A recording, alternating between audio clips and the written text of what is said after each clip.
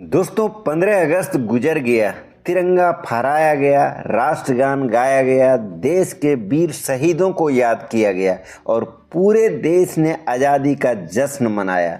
Social media पर भी देशभक्ति की तस्वीरें और संदेश खूब दिखाई दिए और होना भी चाहिए, क्योंकि जिस आज़ादी के लिए हमारे स्वतंत्रता सेनानियों ने अपना जीवन समर्पित कर दिया, उसका सम्मान करना हमारा कर्तव्य है।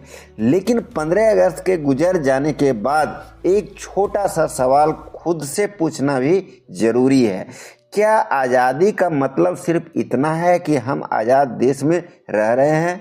नहीं दोस्तों, आज के समय में आज़ादी का एक और मतलब है आर्थिक रूप से मजबूत होना। जरा सोचिए, अगर आपकी सैलरी हर महीने समय पर आती है तो सब कुछ ठीक लगता है, घर चलता है, ईएमआई जाती है, बच्चों की फीस भरते हैं, बिजली का बिल जाता है, किराना आता है और महीने के अंत में हम सोचते हैं चलो एक महीना और निकल गया।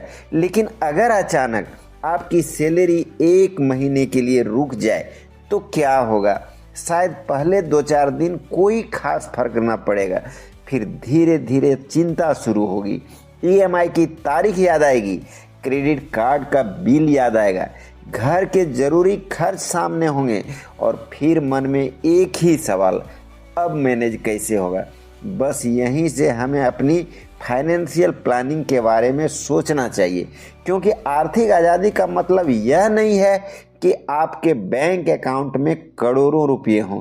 आर्थिक आज़ादी का मतलब यह है कि अचानक कोई परेशानी आए तो आपकी पूरी जिंदगी पटरी से ना उतरे, आपके पास इमरजेंसी फंड हो, आपके ऊपर ज़रूरत से ज़्यादा कर्ज ना हो, आपके परिवार के लिए पर्याप्त इंश्योरेंस हो, आप नियमित रूप से बचत और निवेश करते हों और आपकी पूरी ज़िंदगी सिर्फ अगले महीने की सैलरी पर निर्भर ना हो। दोस्तों, हम स्वतंत्रता दिवस पर तो हर साल झंडा फहराते हैं, लेकिन कभी कभी अपने खर्चों पर नियंत्रण लगाने की कोशिश नहीं करते हैं। हम देश की आर्थिक तरक्की की बात करते हैं, लेकिन अपने घर का बजट बनाने में आलस कर जाते हैं। हम करोड़ों रुपये के अर्थव्यवस्था की चर्चा करते हैं, लेकिन महीने के अंत में अपने 500 रुपये कहाँ खर्च किए उसका हिसाब नहीं रखते हैं।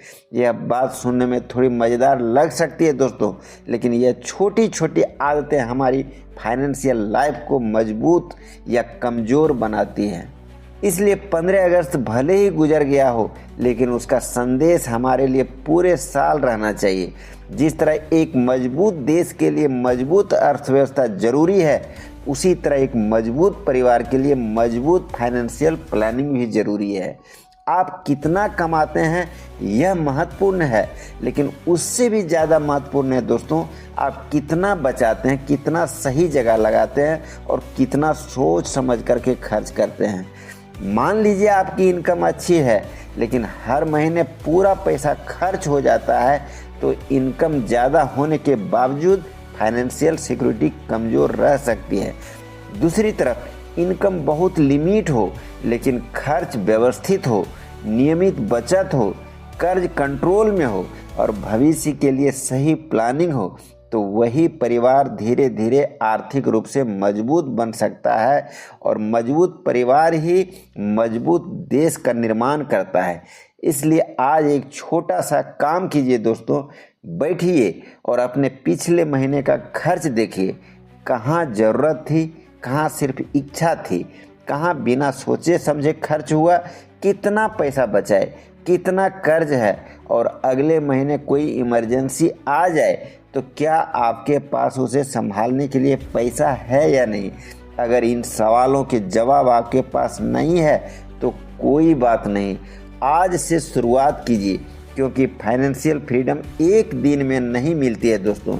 यह छोटी छोटी अच्छी आदतों से बनती है। कमाई का कुछ हिस्सा बचाना, अनावश्यक कर्ज से बचना, क्रेडिट कार्ड को समझदारी से इस्तेमाल करना, इमरजेंसी फंड बनाना, इंश्योरेंस लेना और निवेश के बारे में लगातार सीखना, यही कदम धीरे धीरे आपको आर्थिक रूप से मजबूत बनाएंगे। तो 15 अगस्त चला गया, तिरंगा अपनी जगह वापस आ गए, देशभक्ति के स्टेटस भी धीरे धीरे कम हो जाएंगे। लेकिन एक चीज़ पूरे साल आपके साथ रहनी चाहिए, अपने और अपने परिवार के बेहतर भविष्य की जिम्मेदारी, क्योंकि हमारे वीरों ने हमें देश की आज़ादी दी। अब अपने भविष्य को आर्थिक मजबूती देना हमारी जिम्मेदारी है। और अगली बार जब 15 अगस्त आए तो तिरंगे को सलाम करने के साथ साथ एक बार अपने फाइनेंशियल फ्यूचर को भी जरूर देखिएगा।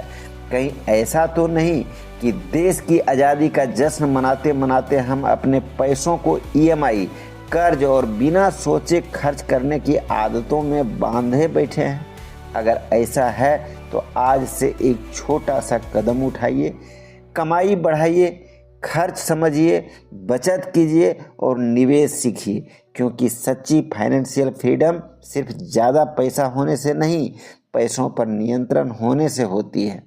जय हिंद दोस्तों, यह वीडियो केवल वित्तीय जागरूकता और शिक्षा के उद्देश्य से बनाया गया है। किसी भी निवेश या वित्तीय निर्णय लेने से पहले अपने परिस्थिति के अनुसार विशेषज्ञों की सलाह जरूर ले लें। धन्यवाद दोस्तों।